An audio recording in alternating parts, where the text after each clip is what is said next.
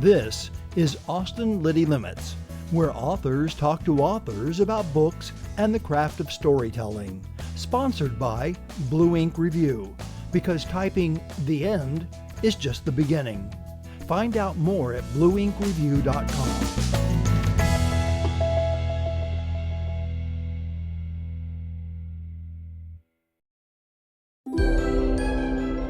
Frank Luna has always been captivated by science and space. In 2011, he published his first novel, Red Storm, about efforts to establish a human colony on Mars. A decade later, Frank has returned with his long-planned sequel, The Community, and he gives us a taste of both in a short reading for Austin Liddy Limits.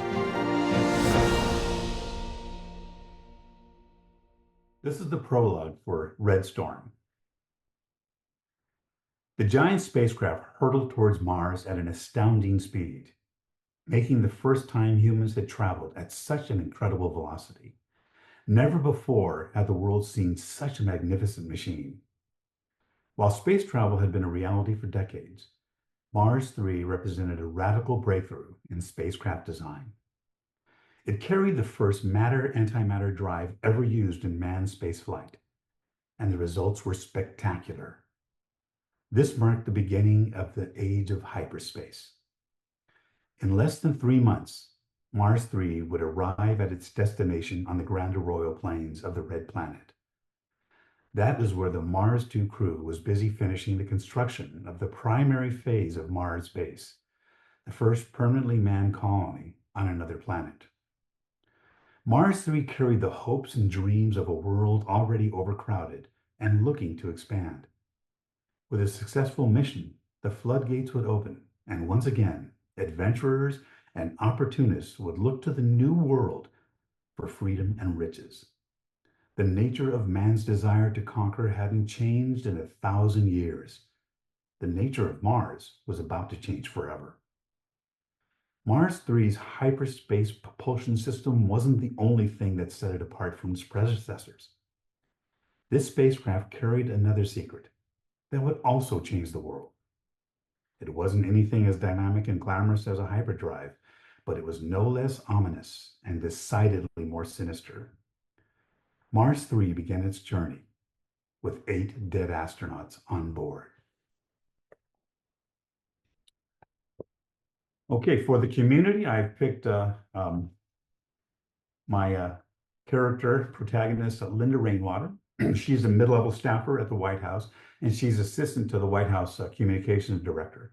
The administration has asked her to travel to California to deliver a package to one of the president's personal friends in California.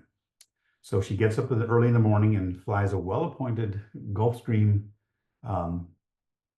private jet, Air Force jet, to California to deliver the package.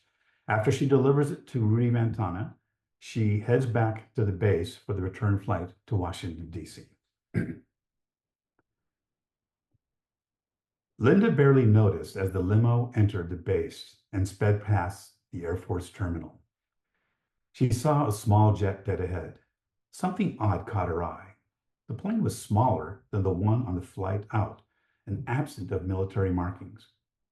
She heard the hum of the jet engines as her car got closer. They must be in a hurry to leave, she thought.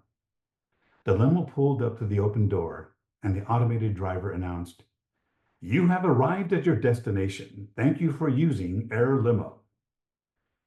Linda grabbed her bag and slid out of the car towards the whine of the engines. She stepped into the cramped cabin, surprised to see bare-bones decor, just 4 empty seats, and no one to greet her. She dropped her bag and was about to say hello to the pilots through the curtain separating the cockpit, when the door slammed closed behind her with a loud thud. "What's going on? Are we leaving?" As soon as those words left her mouth, the engine screamed at an ear-splitting pitch, and the plane lurched forward, knocking her into an empty seat. What's going on? She bounced around, trying to grab her seatbelt. The engines roared, vibrating and rattling the cabin, while the increasing G-force pinned her to her seat. She took a deep breath and fought the urge to panic as the jet rumbled down the tarmac. She looked outside the window and noticed they were barreling down the taxiway instead of the runway. This is not normal. In an instant, the vibration eased as the jet pitched into the air, its engine still at full throttle, with the nose rising at a steep angle like a ballistic missile. "Hello, anybody there?" she shouted over the whine of the engines. No response from the pilots behind the curtain.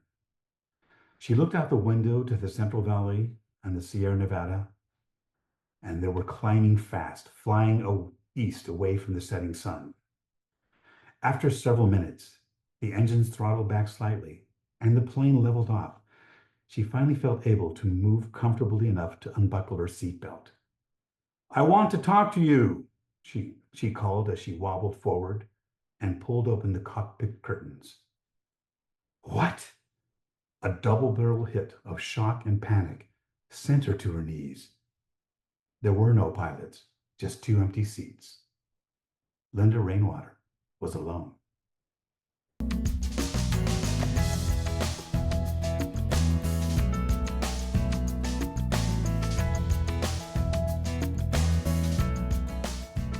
This has been a presentation of Austin Liddy Limits, made possible with help from our good friends at Blue Ink Review, where typing "the end" is just the beginning. Find out more at blueinkreview.com.